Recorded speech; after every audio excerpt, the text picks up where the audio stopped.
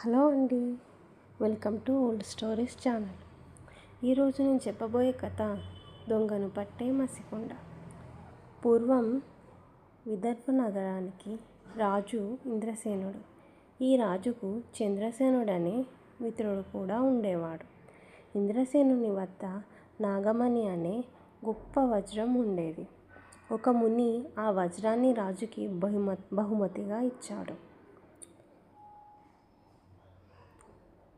ఈ వజ్రం ఎవరి వద్ద అయితే ఉంటుందో వాళ్ళకి అపజయం అనేదే కలగదు అని ఆ ముని ఆ రాజుకు చెప్తాడు.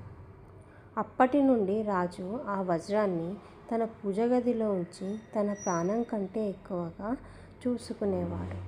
వజ్రం గురించి తెలిసిన చంద్రసేనుడు నాగమణిని ఎలాగైనా దొంగిలించాలని అనుకుంటాడు.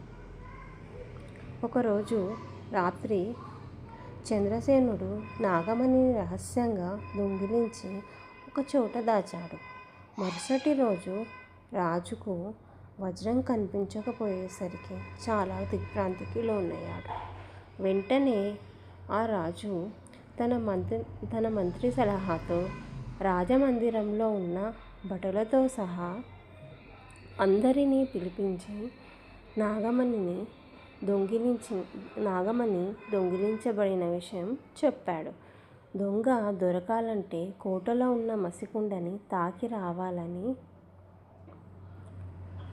ఆ కుండే దొంగని పట్టిస్తుందని రాజు ఆజ్ఞాపించాడు.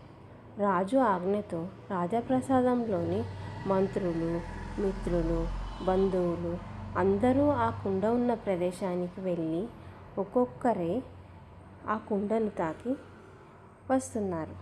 అందరి చేతులకు మసి అవుతుంది.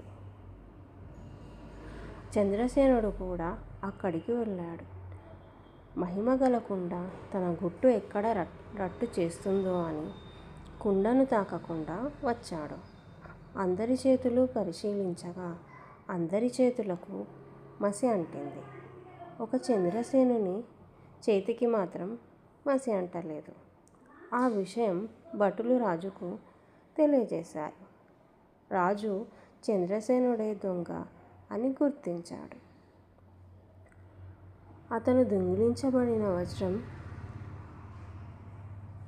తెప్పించి తగిన శిక్ష విధించి చెరసాలలో బంధించాడు. హలో ఫ్రెండ్స్, నా కథ మీకు నచ్చినట్టయితే లైక్ చేయండి, షేర్ చేయండి, సబ్స్క్రైబ్ చేయండి ఫ్రెండ్స్.